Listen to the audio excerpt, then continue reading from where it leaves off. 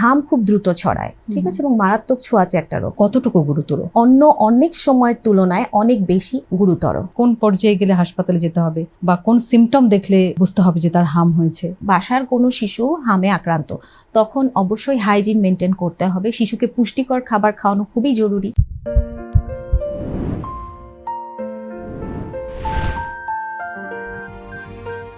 সুপ্রিয় দর্শক, বাংলা নিউজ 24-এর স্বাস্থ্য বিষয়ক ধারাবাহিক হ্যালো ডক্টর অনুষ্ঠানে আপনাদের সবাইকে স্বাগত জানাচ্ছি। আমি মৌসুমী সুলতানা। আজ আমরা কথা বলবো অত্যন্ত সংক্রামক ভাইরাসজনিত রোগ হাম নিয়ে। হঠাৎ করে দেশ জুড়ে বেড়ে চলেছে হামের প্রকোপ। এর মধ্যে হামে আক্রান্ত হয়ে সারা দেশে শিশুর প্রাণহানির খবর পাওয়া গেছে। আজ আমরা জানতে চেষ্টা করব হাম আসলে কি, এটি কিভাবে ছড়ায়, এটি হলে কি করণীয়, আর সবচেয়ে গুরুত্বপূর্ণ কিভাবে আমরা এটি প্রতিরোধ করতে পারি। আর এসব গুরুত্বপূর্ণ বিষয়ে কথা বলতে স্টুডিওতে আজ আমাদের সাথে আছেন ডাক্তার রাকিয়া ইশরা। ডাক্তার রাকিয়া ইশরা, আপনাকে বাংলা নিউজ 24 হ্যালো ডক্টর অনুষ্ঠান থেকে স্বাগত জানাচ্ছি। কেমন আছেন? আমি ভালো আছি, অনেক ধন্যবাদ আমাকে আমন্ত্রণ জানানোর জন্য। ডাক্তার রাকিয়া ইশরা, প্রথমেই একটু সংক্ষেপে আপনার সম্পর্কে জানতে চাই।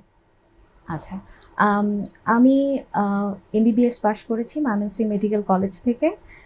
এরপরে আমি দেশের বাইরে কিছুদিন ছিলাম অস্ট্রেলিয়াতে, এবং সেখানে আমি অস্ট্রেলিয়ান মেডিকেল কাউন্সিল এক্সাম যে সেটা পাশ করি।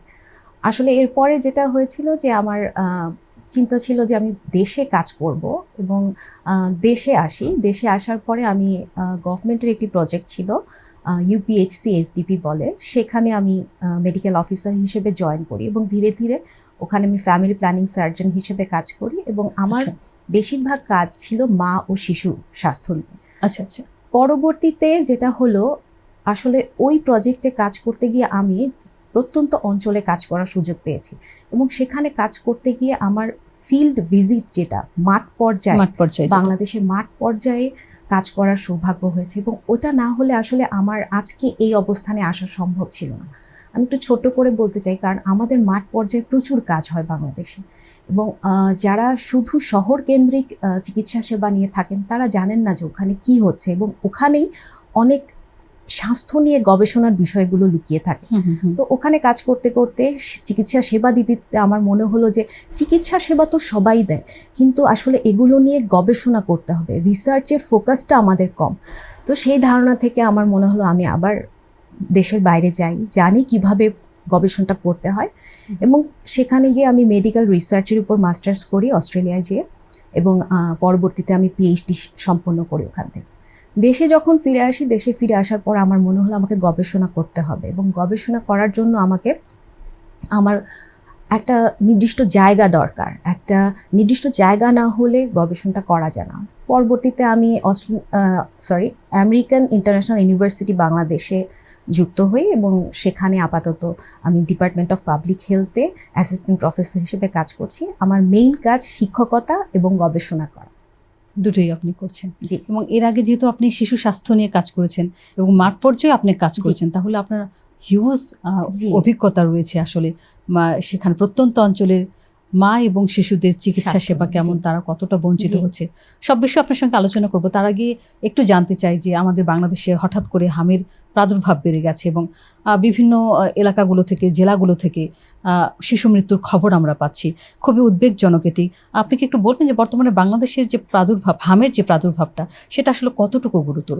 আসলে এটা আমরা যারা ঘরে বসে থাকি বা বিভিন্ন নিউজ চ্যানেল দেখি, তারা যেভাবে উপলব্ধি করব তার চেয়ে উপলব্ধি বেশি করছে যারা কাজ করছে, চিকিৎসা দিচ্ছেন, এবং যারা মাঠ পর্যায়ে কাজ করছেন তারা জানেন এটা কতটা গুরুত্বপূর্ণ। কারণ এখন আমরা যদি বলি এটা শুধু একটা নির্দিষ্ট জায়গায় ক্লাস্টার আকারে আছে তা না, এটা আসলে পুরো ন্যাশন ওয়াইড ছড়িয়ে গেছে, এবং আমাদের 64 জেলার মধ্যে 56টা জেলায় হামের প্রাদুর্ভাব দেখা দিয়েছে, এবং এই আউটব্রেকটা আসলে অন্য অনেক সময়ের তুলনায় অনেক বেশি গুরুতর এখন যেটা আমরা দেখতে পাচ্ছি। তাহলে এই যে আমাদের বাংলাদেশে তো টিকাদান কর্মসূচি ছিল, তাহলে হঠাৎ করে কেন এই হামের প্রাদুর্ভাব বেড়ে গেল? আচ্ছা, যেটা হচ্ছে আমাদের যে সম্প্রসারিত টিকাদান কর্মসূচি বা EPI, এটা অন্যান্য অনেক দেশের তুলনায় সবসময় এগিয়েছিলাম। আমরা একটা রোল মডেল ছিলাম EPI-তে।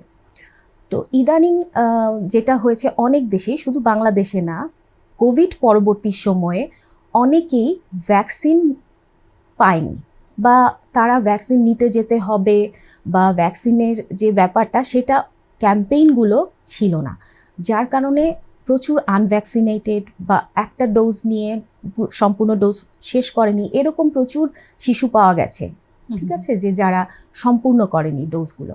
তো তাদের মধ্যে দেখা গেছে যে হামের প্রকোপ বেড়ে গেছে। এটা একটা অবস্থা পোস্ট কোভিড টাইমে।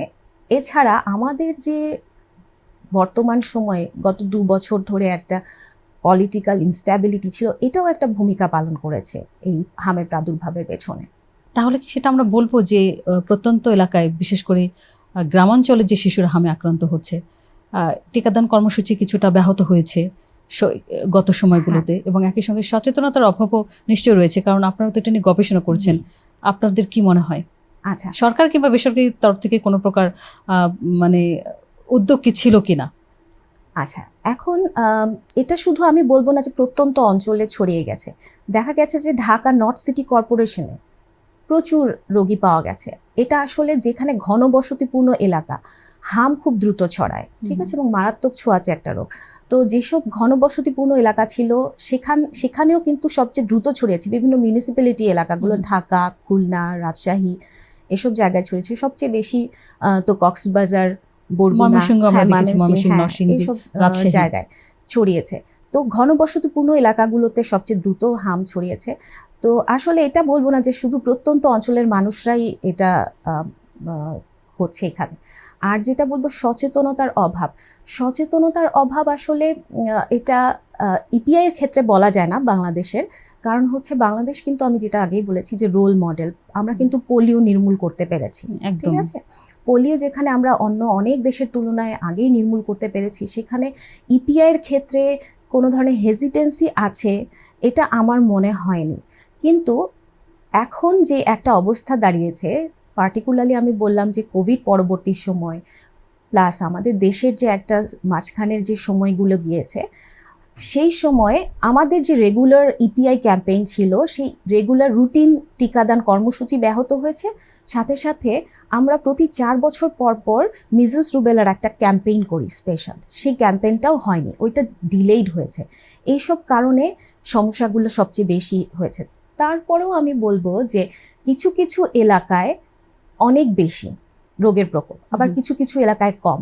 সেই এলাকাগুলোতে কেন মানুষ হামের টিকা নেয়নি, বা আদৌ তারা এক্সেস করতে পেরেছে কিনা, বা তাদের অ্যাভেলেবিলিটি ছিল কিনা, না তাদের মধ্যে কোনো ধরনের মানসিক বা মনস্তাত্ত্বিক পরিবর্তন হয়েছে এই কারণে তারা টিকা নেয়নি, সেটা আসলে আমাদেরকে গবেষণা করে বের করতে হবে। এবং আমি মনে করি যে এখন যে পর্যায়টা যাচ্ছে, এখন আমাদেরকে সম্পূর্ণরূপে এই আউটব্রেক বা প্রাদুর্ভাবটা মোকাবেলা করতে হবে। পরবর্তী পর্যায়ে আমাদের ধীরে ধীরে গবেষণা করে বের করতে হবে যে এই যেই এলাকাগুলোতে সবচেয়ে বেশি সংখ্যক রোগী পাওয়া গেছে, সেই এলাকার সমস্যাগুলো কি ছিল সেটা আমাদেরকে গবেষণা করে চিহ্নিত করতে হবে। এটা অবশ্যই একটা গবেষণার বিষয় হতে পারে।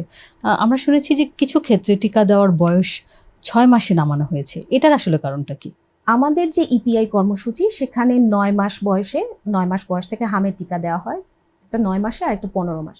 তো 9 মাসের আগেই টিকা দেওয়া হচ্ছে, কারণ হচ্ছে যে বিশেষ করে এই যে যখন আউটব্রেক হয়, আউটব্রেকগুলোর সময় দেখা যায় যে যারা 9 মাসের কম বয়সী তারা ভালনারেবল একটা সিচুয়েশনে থাকে, সেই শিশুগুলো। এবং আমাদের এখনকার যে ডেটাগুলো, সেগুলো অ্যানালাইসিস করলে দেখা যাবে যে 1/3 শিশু তাদের বয়স 6 মাস বা 9 মাসের নিচে, 6 থেকে 9 মাসের মধ্যে। তো এইটা একটা কারণ। এখন আপনি যদি বলেন যে আমরা তাহলে আগে থেকেই কেন 6 মাস বয়সী শিশুদের টিকা দিই না, এটার একটা কারণ হচ্ছে যে প্রত্যেকটা শিশু তার মাতৃগর্ভ থেকে অ্যান্টিবডি নিয়ে আসে, রোগ প্রতিরোধ ক্ষমতা। এখন সেই রোগ প্রতিরোধ ক্ষমতাটা 6 মাসের পরে আস্তে আস্তে ধীরে ধীরে কমতে শুরু করে। যেহেতু 6 মাসের আগ পর্যন্ত মোটামুটি থাকে, আমরা 9 মাস থেকে দেওয়া শুরু করি। আর প্রাদুর্ভাবের সময় দেখা যায় যে অনেক শিশু অপুষ্টিতে ভুগে, তাদের রোগ প্রতিরোধ ক্ষমতা কমে যায়, বা যেসব শিশু মাতৃগর্ভে থাকা অবস্থায় তারা অ্যান্টিবডি পায়নি, হয়তো মা ভ্যাকসিনেটেড ছিলেন না বা ডোজ সম্পূর্ণ করে নাই, সেসব ক্ষেত্রে দেখা যায় যে শিশুদের রোগ প্রতিরোধ ক্ষমতা কম থাকে এবং তারা যখন দ্রুত রোগ ছড়ায় হামের মতো, সেসব রোগে তারা আক্রান্ত হয়ে যায়। এই কারণে আমরা 6 মাস থেকে এখন টিকাটা দিচ্ছি। নামিয়ে নেওয়া হয়েছে। আরেকটি বিষয় হচ্ছে যে টিকা নিতে অনীহা বা যে ভ্যাকসিন হেজিটেন্সি, এটা এই পরিস্থিতি কি ভূমিকা রাখছে কিনা এই হাম ছড়িয়ে পড়ার ক্ষেত্রে? ভ্যাকসিন হেজিটেন্সির কথা আমার কাছে মনে হয়, যেটা আগেই বলেছি যে বাংলাদেশে আমরা তো পোলিও নির্মূল করতে পেরেছি, হেজিটেন্সি হয়তো কোনো কোনো এলাকায় থাকতে পারে। এখন যদি আসলে আমি আপনাকে একটা ছোট্ট এক্সাম্পল বা থিওরি দিয়ে বলি, যেমন আমরা অনেক সময় সাইকোলজিতে মাসলোজ হায়ারার্কি অফ নিডস দিয়ে অনেক কিছু ব্যাখ্যা করি। এটা একটা থিওরি, আব্রাহাম মাসলো উনি 1943-তে একটা থিওরি দিয়েছিলেন যে প্রত্যেকটা মানুষের প্রয়োজন আছে এবং প্রয়োজনের একটা স্তর আছে, 5টি স্তর। এই স্তরগুলো যখন মানুষ ধীরে ধীরে অতিক্রম করে তখন সে সর্বোচ্চ স্তরে পৌঁছায় এবং তখন সে মানুষের জন্য করার বা সমাজের জন্য করার মতো অবস্থায় পৌঁছায়। এখন আমাদের মেডিকেল সায়েন্স, হেলথ কেয়ার বা এডুকেশন, এই প্রত্যেকটা ক্ষেত্রে বা ওয়ার্ক প্লেস অনেক জায়গায় এই মাসলোজের থিওরিটা ইউজ করা হয়। এখন আমি যদি থিওরি দিয়ে বলি, ওইটা আসলে একটা পিরামিডের মতো থিওরিটা, এবং ওখানে দেখা গেছে যে মানুষের বেসিক নিডস হচ্ছে প্রথমে ফিজিওলজিক্যাল নিডস। একটা মানুষের খাবার লাগে, পুষ্টিকর খাবার, আলো বাতাস, পানি, বিশুদ্ধ পানি, এগুলো প্রথমে তার ফিজিওলজিক্যাল নিডস। এরপরে পরের স্তরটা হচ্ছে সেফটি নিডস, তার হেলথের সেফটি, তার বাসস্থানের সিকিউরিটি, এই ব্যাপারগুলো লাগে। এভাবে পর্যায়ক্রমে মানুষ সেলফ অ্যাকচুয়ালাইজেশনে যায়। ঠিক আছে, তো ফিজিওলজিক্যাল নিডসে আমি যদি বলি যে একটা মানুষের খাদ্য নাই, তার ডে টু ডে লাইফে লিভিংস নাই, তখন সে কিন্তু ভ্যাকসিনের কথা চিন্তা করবে না। ঠিক আছে, তখন সে চিন্তা করবে যে আমাকে এই জিনিসগুলো অর্জন করতে হবে। তো এই যে একটা ব্যারিয়ার, যে তাহলে আমাকে দেখতে হবে যে কত মানুষ দারিদ্রতার মধ্যে আছে, হ্যাঁ, তাহলে আমাকে সেইটা নির্মূল করতে হবে, তাহলে আমি মানুষকে ভ্যাকসিনের দিকে আনতে পারবো। দ্বিতীয়ত সেফটি নিডস। এখন হেলথের যে সেফটিটা, দেখা গেল তার টাকা আছে, হ্যাঁ, কিন্তু তার যে প্রচুর এলাকা আছে যেখানে ট্রান্সপোর্টেশনের সমস্যা বা অ্যাক্সেসিবল না, যেতে পারছে না, সেসব ক্ষেত্রে কিন্তু সে টিকাদান কেন্দ্রে যেতে পারবে না। এগুলো কিন্তু একটা ব্যারিয়ার। ঠিক আছে, সেফটির পরে আসে লাভ অ্যান্ড বিলঙ্গিং নিডস। আমি স্তরগুলো বলছি, থার্ড স্তর। হ্যাঁ, এই স্তরে লাভ অ্যান্ড বিলঙ্গিং নিডসে দেখা যাবে যে সমাজে প্রথমত সে পরিবারের মধ্যে সে ভালোবাসা পাবে, সমাজের মধ্যে তার একটা গ্রহণযোগ্যতা থাকবে এবং তার রাষ্ট্রের প্রতি একটা দায়িত্ববোধ, ভালোবাসা থাকবে। এবং সেখানে যদি তার বিশ্বাসের জায়গাটা কম থাকে, আমাদের যে হেলথ সিস্টেম সেটার প্রতি তার যদি আস্থা কম থাকে, তাহলে তো সে হেলথ কেয়ার সেন্টারে যাবে না। ঠিক আছে, এবং তাকে যদি এলাকা বা কমিউনিটির মধ্যে যাদেরকে সে বিশ্বাস করে তারা যদি মিস ইনফরমেশন দেয়, হ্যাঁ, তখনই তো তার হেজিটেন্সিটা তৈরি হবে, সে তো যাবে না টিকা নিতে। এবং চতুর্থ পর্যায়ে আছে তার সেলফ এস্টিম। সেলফ এস্টিম মানে মানুষ তার রেসপেক্ট পেতে চায়। সে গেল একজন হেলথ কেয়ার সেন্টারে, একজন প্রোভাইডারের কাছে গেল, কিন্তু সে রেসপেক্ট পেল না, নেগলেক্ট হলো, তখনও কিন্তু তার দ্বিতীয়বার যেতে ইচ্ছা করবে না। ওইটাও একটা ব্যারিয়ার ভ্যাকসিনের ক্ষেত্রে। এবং পঞ্চম স্তরে আমি যেটা বলছি সেলফ অ্যাকচুয়ালাইজেশন, আমার এই 1, 2, 3, 4 করে কোনো বাধা নাই, তখন সেলফ অ্যাকচুয়ালাইজেশনে একজন মানুষ অ্যাওয়ারনেস ডেভেলপ করবে যে না, আমাকে যেতে হবে, কারণ সে ইনফরমেশন পেয়েছে, সব কিছু তার আছে, বেসিক সব কিছু ফুলফিল হয়ে গেছে, সে তখন কিন্তু নিজে থেকেই ভ্যাকসিনটা নেবে। তো আমাদের আসলে এভাবে ব্যারিয়ারগুলো খুঁজে বের করতে হবে বিভিন্ন মডেলের মাধ্যমে বা থিওরির মাধ্যমে। এটা আমাদেরকে গবেষণার হোক বা আমাদের স্বাস্থ্য অধিদপ্তর, এগুলোর জন্য আসলে প্রচুর গবেষণার জন্য অর্থ দরকার এবং এগুলোর জন্য আসলে কাজ করতে হবে। তাহলেই আমরা এই যে হঠাৎ হঠাৎ যে বিভিন্ন রোগের প্রকোপ হচ্ছে, হ্যাঁ, হাম, ডেঙ্গু, আমরা এগুলো প্রতিরোধ করতে পারবো। একদমই তাই, কারণ সরকার অথবা সরকারি হতে পারে, বেসরকারি উদ্যোগও কিন্তু এই বিভিন্ন প্রজেক্টের মাধ্যমে এই ধরনের গবেষণা কাজগুলো হতে পারে এবং সেই প্রবলেমগুলো আইডেন্টিফাই করে সেটা সলিউশনের একটা রাস্তাও খুঁজে পাওয়া যেতে পারে। একদমই তাই। কিন্তু এখন যে পরিস্থিতি আমরা দেখছি, হামের যে পরিস্থিতি দেখছি, এটি মোকাবেলায় সরকারের যে স্বাস্থ্য ব্যবস্থা রয়েছে সেটা আসলে কতটা প্রস্তুত রয়েছে? এই মুহূর্তে তো খুব দ্রুতই আমরা স্পেশাল যে ক্যাম্পেইনটা ওটা শুরু করতে পেরেছি। এটা একটা খুবই ভালো খবর, এবং সার্ভিলেন্স সিস্টেমও জোরদার করা হয়েছে। WHO এবং আরও যারা আছে তারাও ভ্যাকসিন দিয়ে আমাদেরকে সহায়তা করছে, সব ধরনের সহায়তা করছে। তো এটা আসলে এখন ডিপেন্ড করছে যে আমরা কত দ্রুত মানুষকে ভ্যাকসিনের আওতায় আনতে পারছি, ঠিক আছে, এবং কত দ্রুত মানুষজন যদি কোনো হেজিটেন্সি থেকে থাকে সেগুলো বাদ দিয়ে তারা শিশুদেরকে ভ্যাকসিন দিচ্ছে। আজকে যেমন আমি একটা নিউজ পড়লাম, সেখানে একটা প্রতিবেদনে ছিল, আমি জানি না আপনি দেখেছেন কিনা, হাসান হোসেন দুজন যমজ ভাই ছিল, তারা একজন মারা গেছে, এবং প্রতিবেদনটা পুরোটা পড়ার পরে আমি দেখলাম যে বাবা সে দিনমজুর এবং তার স্ত্রী মারা গেছেন জন্মের সময়, তার খিঁচুনি ছিল, তো ধরে নেওয়া যায় যে এক্লামশিয়া ছিল। ওখানে তার অনেক অর্থ ব্যয় হয়ে গেছে, এক বাচ্চার জন্য তার অনেক অর্থ ব্যয় হয়েছে। পরবর্তী বাচ্চার ক্ষেত্রে সে এসে বলছে যে আল্লাহ দেখবে, ঠিক আছে। তো আমি যেহেতু বিভিন্ন জায়গায় কাজ করেছি, প্রত্যন্ত অঞ্চলে কাজ করার সুবাদে আমার এটা খুব বেশি জানা যে এইটাতেই মানুষ শেষ পর্যন্ত রিলাই করে যে ঠিক আছে, আমার পক্ষে আর সম্ভব না, বাকিটা যা হওয়ার হবে। তারা ছেড়ে দেয়। এ পর্যন্ত সরকার কি কি পদক্ষেপ নিয়েছে আপনি কি দেখছেন? ওই তো যেটা বললাম যে প্রথমে তো ইপিআই এর ব্যবস্থা, এখন যেটা স্পেশাল যে ক্যাম্পেইনটা সেটা শুরু হয়ে গেছে। সার্ভিলেন্স জোরদার করা হচ্ছে। ইভেন এখন চাইলেই যারা হেলথ ওয়ার্কফোর্সে আছে তারা ছুটি পাচ্ছেন না। অনেক পেডিয়াট্রিক ওয়ার্ড যেগুলো আছে সেগুলো এক্সটেন্ডেড করা হচ্ছে, হামের জন্য আলাদা করে ওয়ার্ড তৈরি করা হচ্ছে। কিছুদিন আগেই আমি একটা পোস্ট কোভিড একটা গবেষণা করেছিলাম, সেখানে ছিল এরকম যে আইসিইউ বেড আমাদের খুবই অপ্রতুল, একদমই নাই, এবং সেই ক্ষেত্রে এই যে এখন যে বাচ্চাগুলো ভর্তি হচ্ছে সেসব ক্ষেত্রেও দেখা যাচ্ছে যে ঠিকঠাক মতো পাচ্ছে না। এমনিতেও আমাদের সরকারি বিভিন্ন জায়গায় রোগীর সংখ্যা, মানে বেডের অনুপাতে রোগীর সংখ্যা অনেক বেশি থাকে, এটা একটা আছে। আর সংকটটা খুবই মারাত্মক, সবসময় থাকে। তো অনেকেই মনে করে যে হাম হচ্ছে একটা শৈশবের রোগ, এটি আসলে কতটা সত্য? এটা সম্পূর্ণই একটি ভ্রান্ত ধারণা, কারণ এটা মনে করার পেছনে একটা কারণ হচ্ছে হাম যখন শুরু হয় তখন দেখা যায় যে সাধারণ সর্দি কাশি থাকে এবং ওখান থেকে র্যাশ হচ্ছে শরীরে, এবং এটা থেকে অনেকে ধরে নেয় যে হ্যাঁ এটা সাধারণ একটা ব্যাপার, কিন্তু আসলে না, কারণ এটার কমপ্লিকেশনস অনেক হয়। নিউমোনিয়া হয় বাচ্চাদের, ডায়রিয়া, তারপরে হচ্ছে কানের ইনফেকশন হতে পারে, ব্রেইনে ইনফেকশন হয়, ব্রেন সোয়েলিং হয়ে যায়, এমনকি মারা তো যাচ্ছে। এবং সর্বোপরি যেটা হয়, হাম যখন হয় তখন ইমিউন সিস্টেমটা ধীরে ধীরে ডিসফাংশন করতে থাকে, ইমিউনিটি অনেক কমে যায় শরীরের শিশুদের। তো তখন সেখান থেকে তার রোগ প্রতিরোধ ক্ষমতা একদমই কমে গিয়ে বিভিন্ন জটিলতা তৈরি হতে থাকে। আচ্ছা, আমরা অনেক জায়গায় দেখছি লেখালেখি হচ্ছে যে অনেকেই বলছে যে এই হামের যে প্রাদুর্ভাব বা যে সিমটমগুলো দেখা যাচ্ছে, অনেক ক্ষেত্রে অনেকেই বলছেন এটা করোনার নতুন একটা ভ্যারিয়েন্ট। এটা কি আসলে সত্য? আচ্ছা, সত্য মিথ্যা আসলে এটা তো এভাবে বলা যাবে না, কারণ হচ্ছে হাম সম্পূর্ণ ভিন্ন একটা ভাইরাসজনিত রোগ, করোনা একটা ভিন্ন ভাইরাসজনিত রোগ, ঠিক আছে। তো কোভিড পরবর্তীতে এমন দেখা গেছে যে অনেক রোগের প্রকোপই বেড়েছে বা অনেক কিছু বিভিন্ন রকমের কমপ্লিকেশনস দেখা দিয়েছে। সেটা আসলে গবেষণার ব্যাপার, এটা ধীরে ধীরে গবেষণা করে করে বোঝা যেতে পারে যে হ্যাঁ কোনোটার সাথে কোনোটার সম্পর্ক আছে কিনা।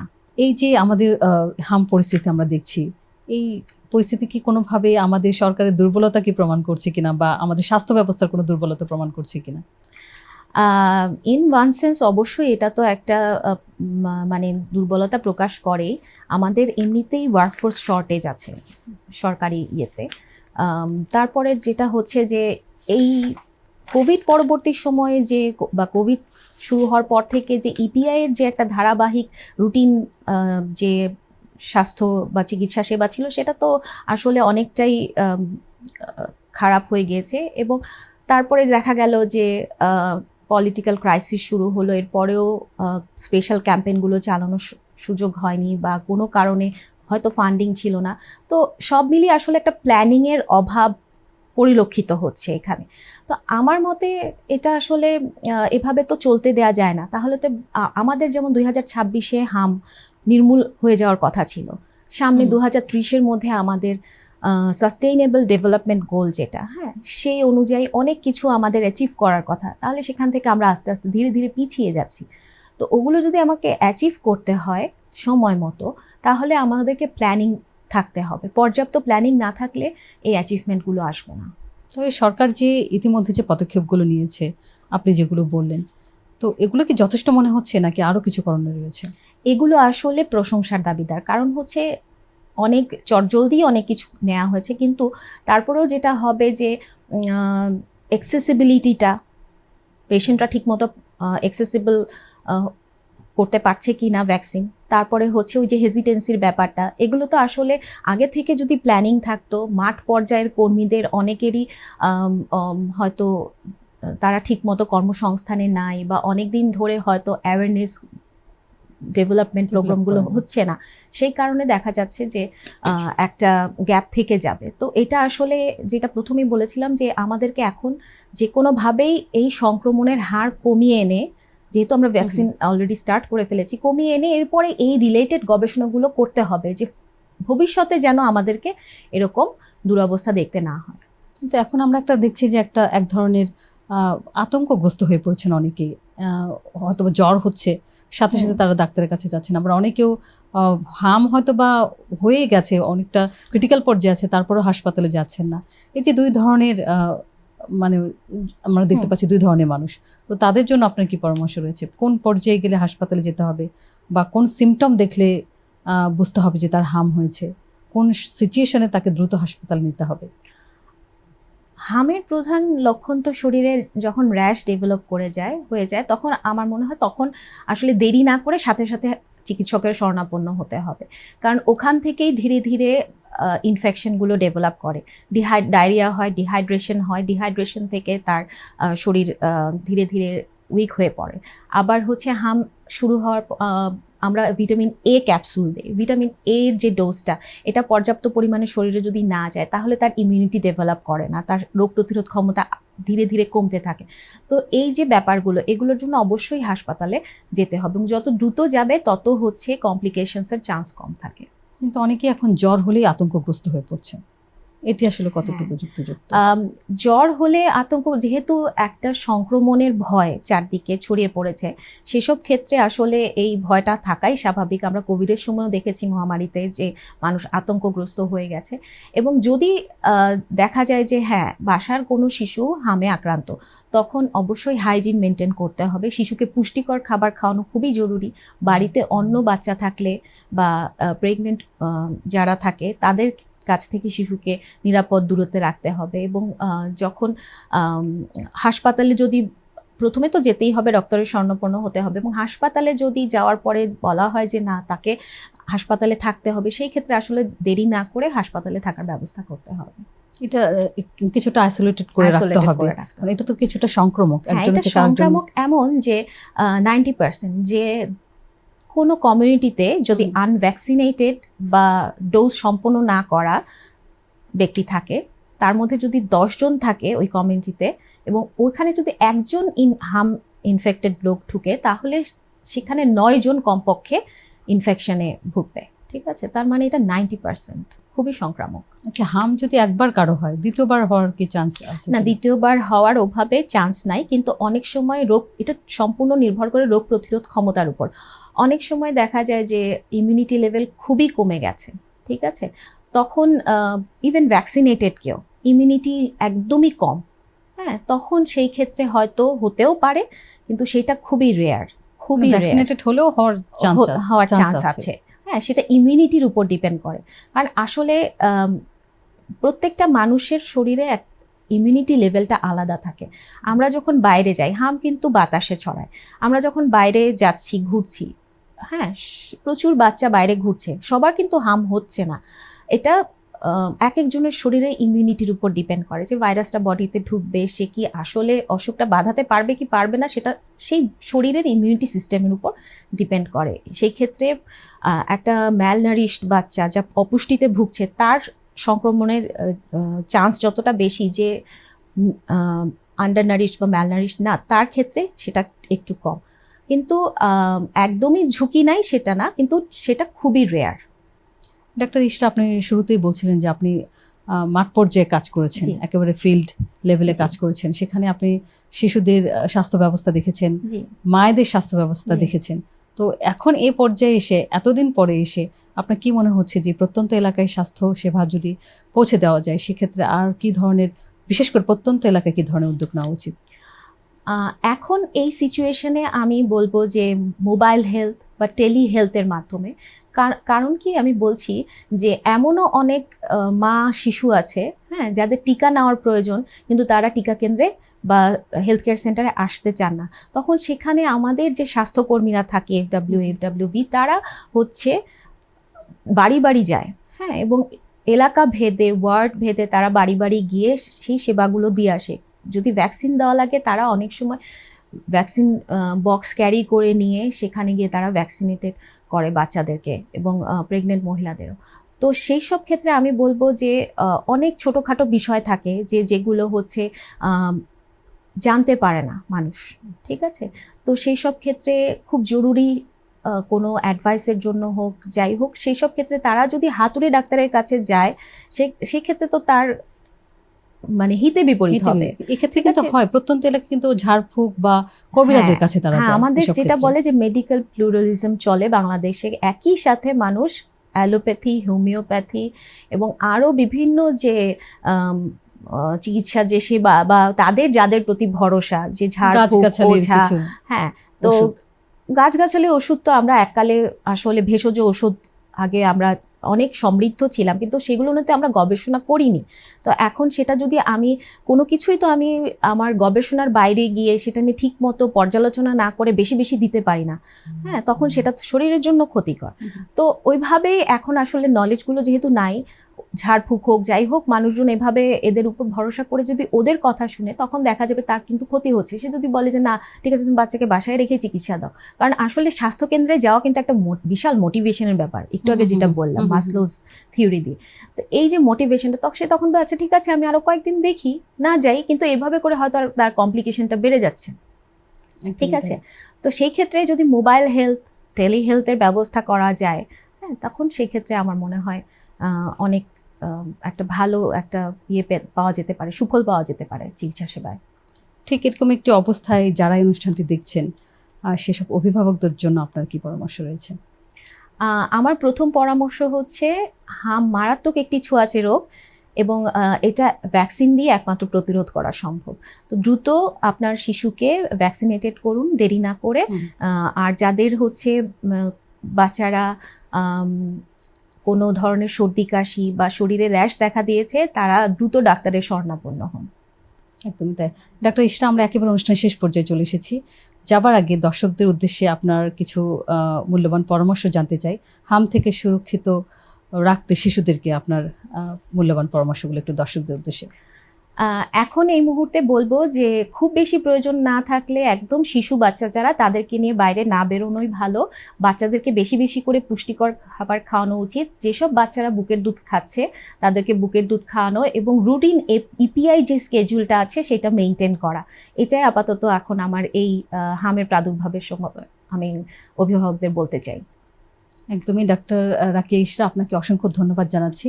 আপনি এত ব্যস্ততার মধ্যেও আমাদের স্টুডিওতে এসে সময় দিয়েছেন, সেজন্য অসংখ্য ধন্যবাদ। এবং একই সঙ্গে আপনার এই মূল্যবান পরামর্শগুলো নিশ্চয়ই আমাদের যারা দর্শক দেখছেন তাতে নিশ্চয়ই অনেক কাজে আসবে। অসংখ্য ধন্যবাদ। আপনাকেও ধন্যবাদ। সুপ্রিয় দর্শক, হ্যালো ডক্টরের এই বিশেষ পর্বের আলোচনা থেকে আমরা স্পষ্টভাবে বুঝতে পারলাম হাম কোনো সাধারণ রোগ নয়, বরং এটি একটি অত্যন্ত সংক্রামক ভাইরাসজনিত অসুখ, যা অবহেলা করলে মারাত্মক জটিলতা তৈরি করতে পারে, এমনকি হতে পারে মৃত্যুর কারণ।